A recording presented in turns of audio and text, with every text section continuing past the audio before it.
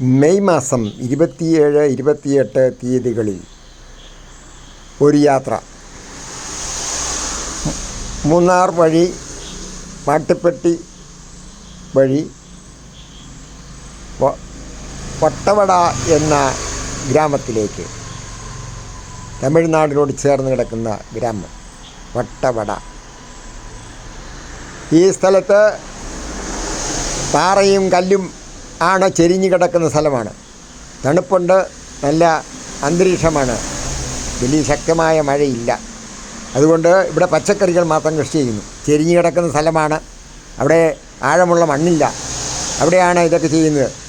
പച്ചക്കറികൾ എല്ലാം തന്നെ ചെയ്യുന്നുണ്ട്. സ്ട്രോബെറിയും ഉണ്ട്.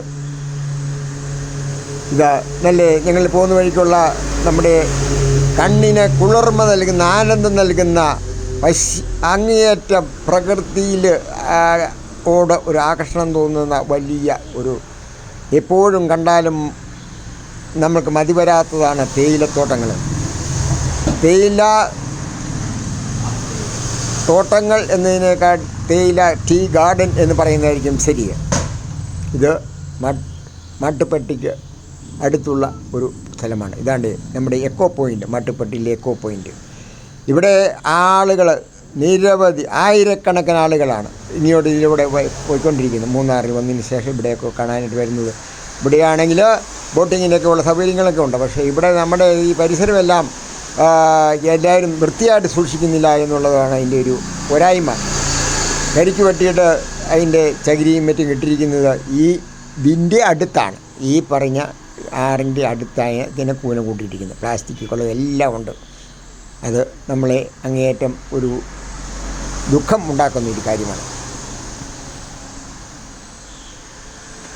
പിന്നെ ഇങ്ങോട്ട് വന്ന വഴിക്കൊക്കെ വെച്ചാലും ഭാഗ്യവശാൽ ഒരു കുഞ്ഞ് ആനയെ, കുട്ടി ആനയെ കാണാൻ പറ്റി. അതുപോലെ തന്നെ വലിയ ആനയും കാണാൻ സാധിച്ചു. അതൊരു ഭാഗ്യമായിട്ട് കാണുന്നു.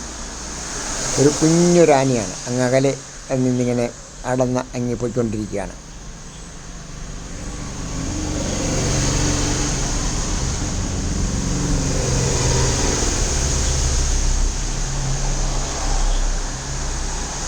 ഇതാ ഒരെണ്ണം അതിൻ്റെ അമ്മയാണെന്ന് തോന്നുന്നു നിൽക്കുന്നു അവിടെ.